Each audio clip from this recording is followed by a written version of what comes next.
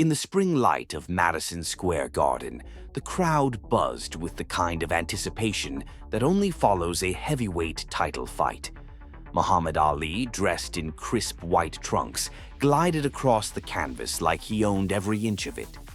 Across from him stood Zora Folley, the seasoned challenger whose brown trunks carried the weight of 34 years of grit and experience.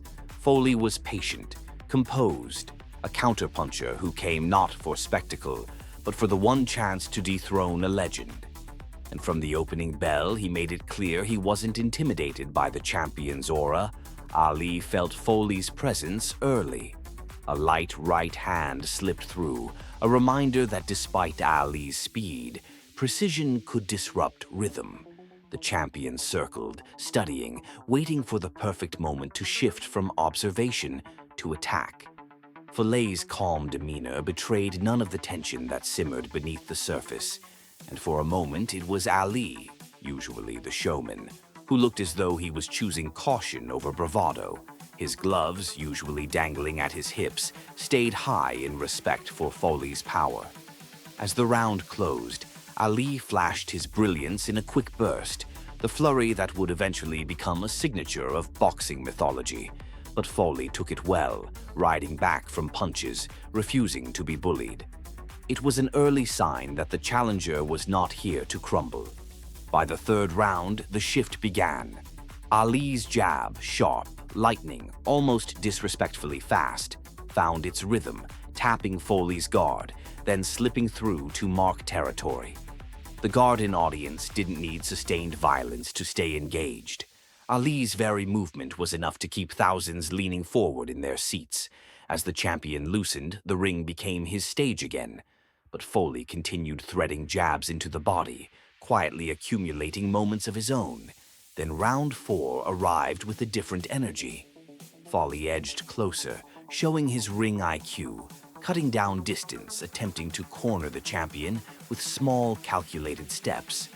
But Ali's speed was a dangerous thing, hidden, deceptive, and able to explode at any second.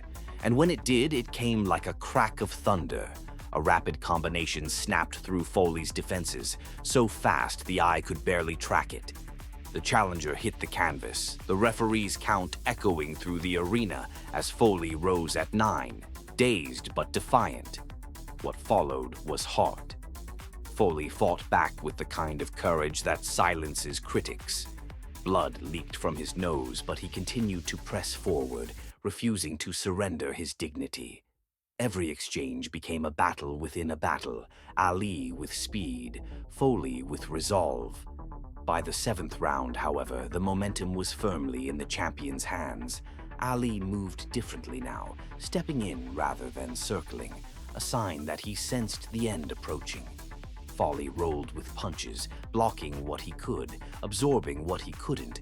But Ali was beginning to piece together combinations that were harder and harder to recover from. And then it came. A single right hand, clean, perfect, devastating, sent Folley crashing down again. He fought to rise, pushing against the canvas, as though willing his legs to obey, but they wouldn't. The count reached 10. The fight was over. Ali had retained his heavyweight championship of the world, not through showmanship or taunting, but through disciplined violence and masterful execution. Zora Folley, at 34, had given the champion one of the toughest tests of his reign, a performance rooted in pride and experience. But on this night, in this ring, speed and skill outweighed age and grit, and Ali stood once again as the ruler of the heavyweight kingdom. In a sport defined by moments, this one remained etched in history, not just for the knockout, but for the story of a challenger's last great stand against a champion who only grew sharper as the rounds went on. If you enjoy classic fight storytelling like this, make sure to subscribe, drop a like, and tell us in the comments, which historic Ali fight should we cover next?